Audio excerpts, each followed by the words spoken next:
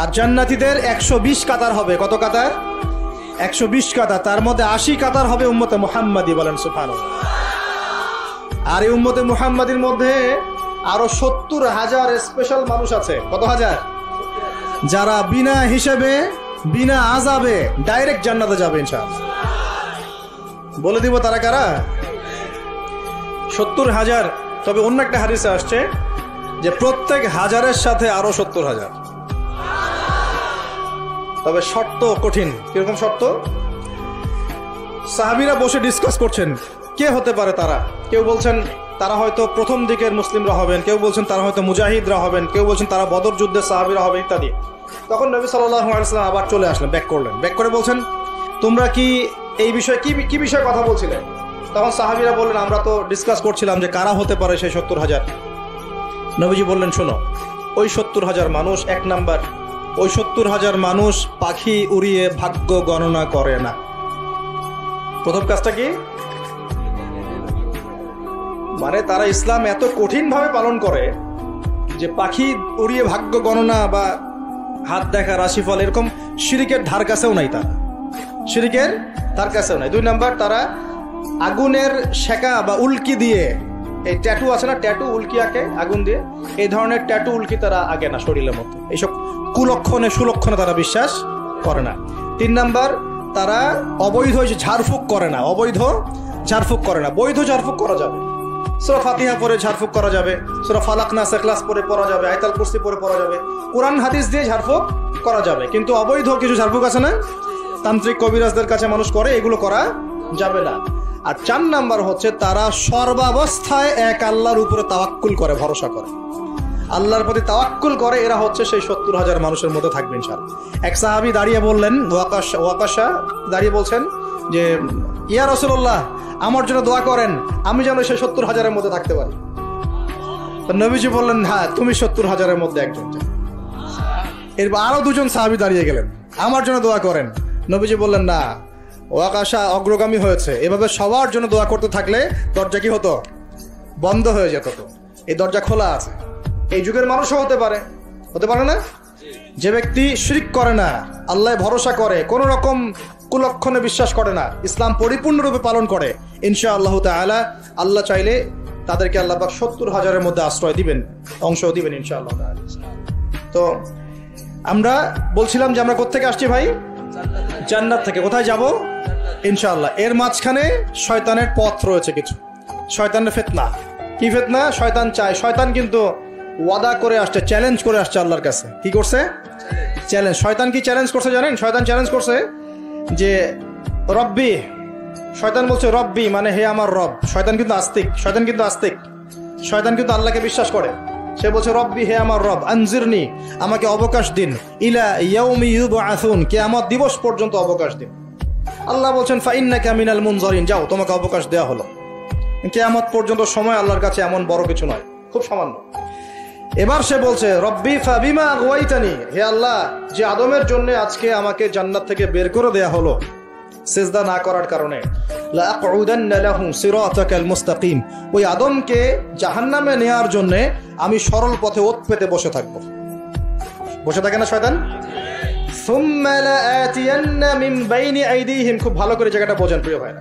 শয়তান চ্যালেঞ্জ করে বলছে সুম্মা, এর পরে আমি আসব আদম সন্তানের সামন থেকে। কোত্থেকে?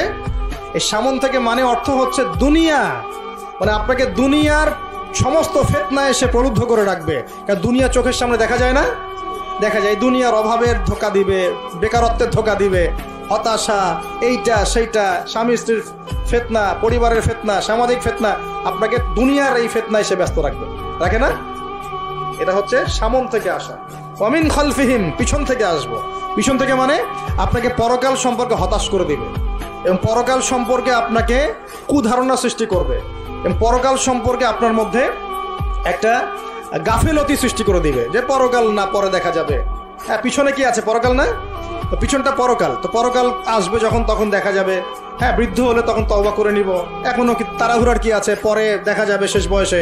এরকম করে আপনাকে ভুলিয়ে ভালিয়ে রাখবে পিছন থেকে। আবার হতাশ করে দিবে, আমার পরকালে আমার জান্নাত হবে না, আমি তো এত আমল করতে পারি নাই, হ্যাঁ, আমার কি হবে, আমার আত্মহত্যা ছাড়া কোনো পথ নাই, এভাবে হতাশ করে ফেলবে আপনাকে পিছন থেকে। সুম্মা লায়াতিয়ান্না মিন বাইনি আইদিহিম ওয়া মিন খালফিহিম, সামন থেকে আসবো, পিছন থেকে আসবো, ওয়া আন আইমানিহিম, ডান দিক থেকে আসবো। ডান দিক মানে কি? এটার ব্যাখ্যাও চমৎকার। ডান দিক মানে কি? আমরা বলি না ডান পক্ষ খুব ভালো মনে করি না? ডান পক্ষ ভালো, ডান দিকটা ভালো, শুভ মনে করি তো। ডান দিক হচ্ছে আপনাকে নেক্সট সুরতে সে ধোকায় ফেলবে। ডান দিক মানে কি? নেক্সট সুরতে ধোকায় ফেলবে। মনে করেন ডান দিক মানে ভালো, মানে আপনি নামাজ পড়ছেন কিন্তু নামাজের মধ্যে শিরক ঢুকাই দিন, মানুষ দেখতেছে ভালো করে নামাজ পড়ে, নামাজ যাকাত দিচ্ছেন, দান সৎকার করছেন, মনের মধ্যে রিয়া ঢুকাই দেবে, ভালো কাজই তো করছে, ঠিক আছে? মানে হ্যাঁ, এটাও ঠিক। ওই যে হালাল প্রেমের দিকে উদ্বুদ্ধ করার চেষ্টা করি, নেক্সট সুরতে ধোকা, নেক্সট সুরতে। হ্যাঁ, নেক্সট মানে আলেম হয়েছে মানুষ, সবাই একদম বড় বক্তা আলেম সব বলছে, মনের মধ্যে অহংকার, নেক্সট সুরতে ধোকা, ঠিক আছে? বা মনে হচ্ছে যে এক ভাইয়ের গীবত তহমত সমালোচনা করাকে সে দিনের পথে সংগ্রাম মনে করছে, নেক্সট সুরতে ধোকা। হ্যাঁ, এক ভাইয়ের সমালোচনা করা, গীবত করা, তার চরিত্র উদ্ধার করে ফেলা, এটাকে সে মনে করছে যে দিনের জন্যই করছে, ঠিক আছে? নেক্সট সুরতে ধোকা। নেক্সট সুরতে, ডান দিক থেকে মানে কি?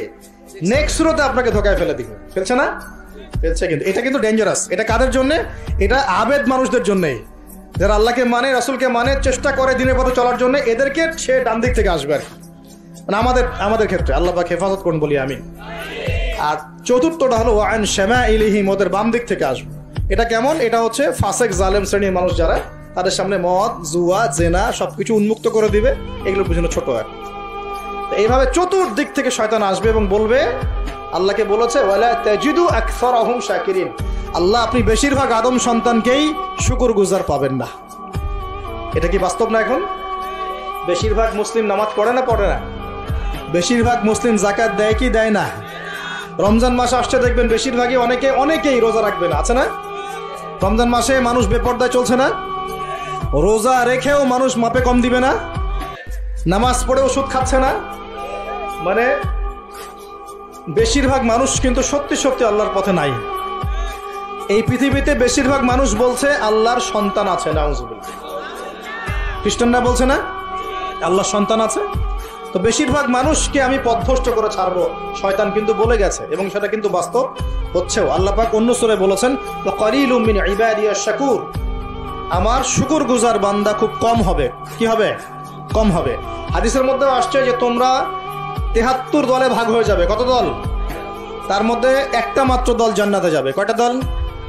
মা আনা আলাইহি ওয়া আসহাবি, আমি যার উপরে আছি, আমার সাহাবীরা যার উপরে আছেন। তো বুঝতে পারছি যে জাহান্নামে বেশিরভাগ মানুষই যাবে, অল্প মানুষই জান্নাতে যাবে। তবে জান্নাতীদের মধ্যে বেশিরভাগ হবে উম্মতে মুহাম্মাদের মতে ইনশাআল্লাহ তাআলা।